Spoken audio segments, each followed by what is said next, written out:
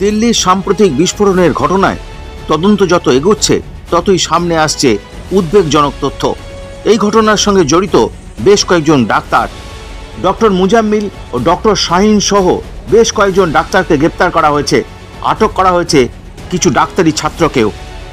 अभी तक हमको ये सिखाया जाता था कि अगर लोग एडुकेटेड होगा एक्सट्रीमिज्म नहीं रहेगा, लेकिन आपने देखा कि एडुकेटेड होने से और डेंजरस हो जाते हैं और डॉक्टर बनने से और ज्यादा डेंजरस हो जाते हैं। इसीलिए जो व्यक्ति का जो कलर है वो कलर कभी सेंस नहीं होता है। जो लोग वंदे मातरम नहीं गाते हैं वो लोग कभी भी भारतीय नहीं हो सकता है। अगर आप भारतीय नहीं हो सकता है कभी भी आप भारत माँ को माँ नहीं समझ सकते। तो इसीलिए हमें निरंतर सतर्क रहना चाहिए। और ये जो बात हमें बताया गया था कि एडुकेशन होने से सब कुछ ठीक हो जाएगा, वो नहीं। एडुकेटेड होने से वो लोग और ज्यादा बम बनाएगा। अगर मन में खोट है तो एडुकेटेड होने से भी वो लोग खराब काम ही करेगा। एडुकेटेड होने का गारंटी ये नहीं है कि वो अच्छा काम ही करेगा।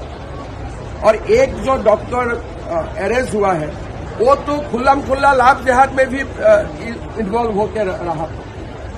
जब वो कॉलेज में पढ़ता था वो खुद ही बोलते थे। तो इसीलिए हमें सतर्क रहना है। हम बहुत ज्यादा अगर अपने आप को छोड़ देता हूं, नहीं कुछ नहीं होने वाला है, तभी जाके कुछ होता है। पहलगाम से भी हमको सीखना चाहिए, दिल्ली से भी हमें सीखना चाहिए। এই ঘটনা নিয়ে বিরোধী দলনেতা শুভেন্দু অধিকারী উদ্বেগ প্রকাশ করেছেন। দিল্লি বিস্ফোরণের তদন্তে বাংলাদেশের নাম জড়িয়ে গেছে, আর বাংলাদেশের পার্শ্ববর্তী রাজ্য পশ্চিমবঙ্গ, এখান থেকে অনেক কট্টর জঙ্গিকে গ্রেপ্তার করা হয়েছে। তাই স্বাভাবিকভাবেই উদ্বেগ তৈরি হয়েছে। ওটা পশ্চিমবঙ্গই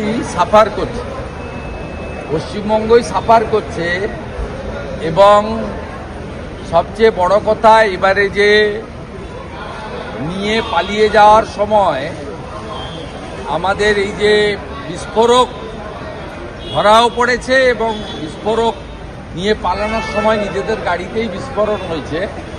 সেক্ষেত্রে বাংলাদেশ যোগের খবর সামনে আসছে।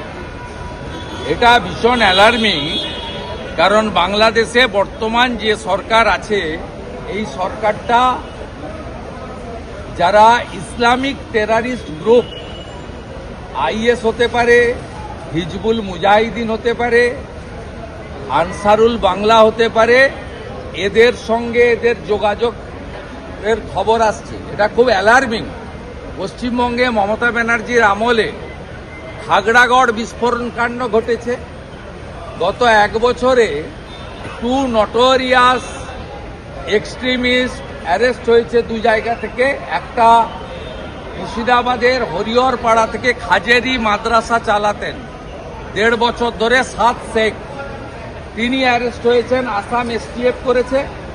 আরেকটা অ্যারেস্ট হয়েছে কাশ্মীরের জঙ্গি, পশ্চিমবঙ্গ বর্ডার দিয়ে বাংলাদেশ যাচ্ছিল, জাভেদ মুন্সি ক্যানিং থেকে, যিনি 2 কিলোমিটার দূর থেকে বিস্ফোরণ ঘটানোতে এক্সপার্ট।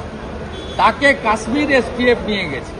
ন্যাচারালি বাংলাদেশে জামাতের এবং মৌলবাদীদের সরকার আসার জন্য আমরা চিন্তিত, কারণ পশ্চিমবঙ্গেও যে সরকারটা আছে এই সরকারটা মোল্লা ইউনুসের একদম কার্বন কপি। দিল্লি বিস্ফোরণের সঙ্গে যুক্ত ডাক্তারদের সঙ্গে পাকিস্তানের আইএসআই এর যোগাযোগ রয়েছে। যত দিন যাচ্ছে ততই তদন্তে উঠে আসছে চাঞ্চল্যকর সব তথ্য।